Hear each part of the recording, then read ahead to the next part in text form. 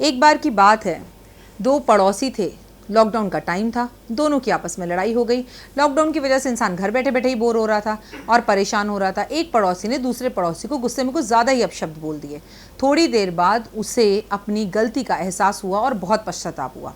उसने अपने गुरु को फ़ोन किया और बोला, गुरु जी मैं ज़्यादा बोल गया, आखिरकार पड़ोसी है, उसका भी अपना घर है, मेरा भी अपना घर है और हम एक साथ ही रहना है। आप कुछ ऐसा कीजिए ना जिससे कि हमारा सब कुछ पहले जैसा हो जाए और उसकी नज़रों में मेरी इज़्ज़त पहले जैसी और मेरी नज़रों में उसकी इज़्ज़त पहले जैसी हो जाए। गुरुजी फ़ोन पर थे और मुस्कुराए, बोले अच्छा एक काम करो, तुम्हारे घर में कुछ मोर पंख होंगे, उन मोर पंखों को जाके चौराहे पर रख कर आ जाओ। उसने बोला ठीक है गुरुजी। वो गया, मोर पंख उठाए, चौराहे पर रख दिया, वापस आया, फ़ोन किया, हाँ जी गुरुजी अब बताओ। याद रखिए लॉकडाउन का टाइम था, इसलिए गुरुजी के पास जा नहीं सकते थे। गुरुजी ने बोला कि अच्छा तुम एक काम करो, सब कुछ मैं पहले जैसा कर दूंगा, तुम बाज़ार वापस जाओ और जिस चौराहे पर तुमने मोर पंख रखे थे वहाँ से मोर पंख उठा लाओ। तो बहुत ज़ोर से वो व्यक्ति गुस्सा होने लगा, कह रहा गुरुजी आप कैसी बातें कर रहे हैं, अब तक मोर पंख वहाँ रहे होंगे, उड़ गए होंगे, एक भी मोर पंख वहाँ नहीं होगा। और इस बार मुस्कुराने की बारी गुरुजी की थी। गुरुजी मुस्कुराए और बोले कि जिस तरह से वहाँ एक मोर पंख भी नहीं रहा, वैसे ही शब्द होते हैं। शब्द जब एक बार तीर से निकल जाएं, ज़बान से निकल जाएं, वापस नहीं आते। तो अब जो बिगड़ गया उसे मैं सही नहीं कर सकता। काश हम गुस्से में आने से पहले ये सोच लें और फिर बोलें। काश हम पड़ोसियों से लड़ना बंद कर दें। शब्द शब्द है, शब्द भेद भी है, शब्द चोट भी है, शब्द मलहम भी है, शब्द दवाई भी है। अब आपके ऊपर ये डिपेंड करता है कि आप उसे दवाई की तरह इस्तेमाल करते हैं, जहर की तरह इस्तेमाल करते हैं। इसलिए कोशिश कीजिए कि रिश्ते बहुत खूबसूरत हैं और किसी भी तरह से कोई भी रिश्ता कभी ख़राब होने ना पाए। रिश्तों की कदर आप ज़रूर करें। प्रभु कहते हैं हमेशा एक बात याद रखना, तुम किसी का कुछ मत बिगाड़ो, तुम्हारा मैं कुछ नहीं बिगड़ने दूंगा, तुम्हें अपने साथ मैं सदैव रखूंगा। ये ईश्वर का कहना है। चलिए नज़र डालते हैं निजी वस्त्रों का क्या करें। आप में से किसने बोला मैम अंडरगारमेंट्स का क्या करें। मैंने सोचा कि वीडियो बहुत अच्छी है और वाकई में ये वीडियो बहुत कारगर है। आप प्लीज़ इस वीडियो को ज़रूर एंड तक देखिएगा टिल। आप इस वीडियो में कुछ ऐसे उपाय नहीं है, लेकिन कुछ जानकारियाँ हैं जो दादी परदादी हमें दिया करती थी। कम से कम मेरी नानी ने तो मुझे ये सब चीज़ें बहुत सिखाई थी। आपका मुझे पता नहीं, और अगर आपके पास भी ऐसा कुछ एक्सपीरियंस है जो आपकी नानी कहती थी तो प्लीज़ यूट्यूब पर कमेंट्स में ज़रूर बताइएगा मुझे। और मेरा टिकटॉक, इंस्टाग्राम और ट्विटर और फेसबुक पेज ज़रूर आप लाइक और सब्सक्राइब कीजिएगा अगर आपको मेरी बातें अच्छी लगती हैं और आपको लगता है कि हाँ यहाँ से कुछ सीखा जा सकता है। मैं हूँ डॉक्टर वाय राखी, आपको दुआओं में रोज़ सुबह 4 बजे उठकर याद करती हूँ। अपने यूट्यूब परिवार के लिए मैं पूरी शिद्दत से दुआएं कर रही हूँ। हम सब सही रहें। आप जय माता दी ज़रूर लिखिए। माता रानी तो मेरी नस नस में है, लेकिन उससे पहले आप ज़रूर लिखिए आप लोग कैसे हैं, आपका परिवार कैसा है। अंडरगारमेंट्स, निजी वस्त्र, मतलब एक वो वस्त्र जो हमारे शरीर में सबसे पहले टच करता है, फिर चाहे महिलाएं हों और चाहे पुरुष हों। जो बातें मैं बताने जा रही हूँ ये दोनों ही बातें दोनों पर लागू होती हैं। और याद रखना कि हमारी ज़िंदगी में हमारे गुप्त अंगों का, हमारे निजी वस्त्रों का बहुत कारगर विशेष महत्व है। इस वीडियो को आराम से टिल पूरा देखिएगा और बच्चों को भी इस वीडियो की जानकारी ज़रूर दीजिएगा, क्योंकि ये जो जनरेशन है ये वो सब काम करती है जो मैं इस वीडियो में नहीं करने के लिए कह रही हूँ। और आप कहेंगे कि बिल्कुल राखी जी सारी जनरेशन ये काम करती है। सबसे पहले तो ये जान लीजिए कि अपने निजी वस्त्र जो हैं उसे कभी भी एक रंग का ना पहने। जैसे मैंने कई महिलाओं को देखा है कि वो सफ़ेद रंग के ही वस्त्रों को पहनना पसंद करती हैं या पर्टिकुलर रेड कलर के कपड़ों को ही पहनना पसंद करती हैं। तो कई का कहना है कि काले कलर के कपड़े पहनने से कैंसर हो जाता है। ठीक है आपकी बात, लेकिन पर्टिकुलर एक ही कलर का कपड़ा आपके निजी वस्त्रों में अगर होगा तो आपकी मैरिड लाइफ खासकर ख़राब होगी। और अगर आप अनमैरिड हैं, स्कूल जाने वाले बच्चे हैं, तो आपका मन पढ़ाई की तरफ भ्रमित होगा। अगर आप स्कूल जाने वाले बच्चे हैं, स्कूल गोइंग बच्चे हैं, तो आपके निजी वस्त्रों का जो रंग है वो सफ़ेद होना चाहिए, क्रीम होना चाहिए, ये मैं मानती हूँ। लेकिन अगर आप शादीशुदा हैं तो फिर हर रंग होना चाहिए, ठीक है। और याद रखिए अपने निजी वस्त्र कभी किसी और को पहनने के लिए ना दें, जबकि ये जनरेशन ऐसा करती है। मैं क्षमा चाहूँगी, लेकिन कोशिश कीजिए कि अपने निजी वस्त्र आप ही के निजी हों। इसलिए उनका शायद नाम ही अंडरगारमेंट्स है, मतलब निजी है, वो पर्सनल है। You should not share with anyone and you should not, मतलब आपको एक्सचेंज किसी से नहीं करने हैं, आपको शेयर किसी से नहीं करना है। अपने वस्त्र, निजी वस्त्र खुद धोने चाहिए। कभी भारतवर्ष में ऐसा होता था कि पापा हो, दादाजी हों, सब अपने अंडरगारमेंट्स खुद धोकर और खुद ही सुखाया करते थे, लेकिन अब ये घर घर में नहीं हो रहा।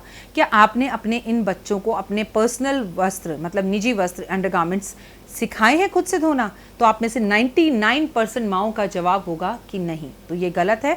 अभी भी मौका है। और मैं बच्चे जो ये इस वक्त कार्यक्रम को देख रहे हैं, बच्चे, बूढ़े, बुजुर्ग, कोई भी हैं, मैं आपसे पर्सनली एक बात कहना चाहूँगी, जब तक संभव हो सके बच्चा 8 साल से उम्र का ऊपर हो तो उसको अपने अंडरगारमेंट्स खुद ही धोने चाहिए। आप बड़े हैं तो आपको तो मुझे ये बात कहनी भी नहीं चाहिए।